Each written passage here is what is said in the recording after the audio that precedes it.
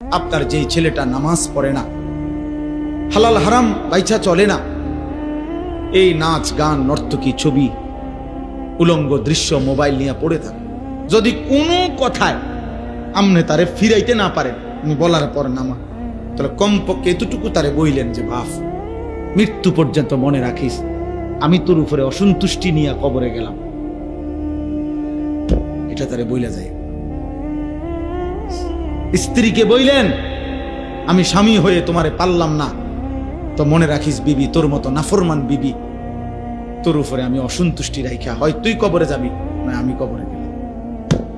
আর আল্লাহর নবী বলছেন কোন স্ত্রীর মৃত্যু যদি হয় তার স্বামীর অসন্তুষ্টি নিয়ে, হ্যাঁ তো জাহান্নাম। হলে কি আমরা না পাইলে দূর করি, আপনি কই কিচ্ছু দিয়ে মাতে না, আপনি দিয়ে আফেল খান, ওটার ফুতে টেহা দিয়া, ওটার ফুতে একটা সেজদা দেয় না, এক ওয়াক্ত নামাজ পড়ে না, ওটা টেহা দিয়া আফেল খায়, বাল টাকা। আল্লাহর রহমতে আসি বালা আমরা গো দোয়ায়, 10 জনের দোয়ায় বক মারে, চা দোয়া নিয়ে কি সুন্দর কথা কয়, বিড়ি খাইতে খাইতে আসি আল্লাহর রহমতে, আল্লাহ ভালোই রাখছে, এই যে আল্লাহ ভালোই তো রাখছে, বিড়ি খাইতেছেন তো বুঝাই যায় আল্লাহ যে ভালো রাখছে, ভালোর দশা যে বিড়ি, আল্লাহ যে ভালো রাখছে আপনার, এই তো বুঝাই তো যে আপনি চা দোয়ানে বসে বসে টেলিভিশনে নাচ গান দেখতেছেন, নর্তকীর ছবি দেখতেছেন, নাটক সিনেমা দেখছেন, এই তো ভালো রাখছে নাকি?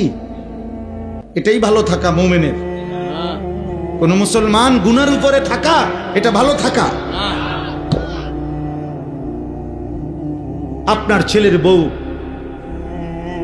পর্দা করে না, হালাল হারাম মানে না, আপনি ভালো আছেন না? আপনার একটা ছেলে ফজরের নামাজ পড়ে না, আপনি ভালো আছেন না?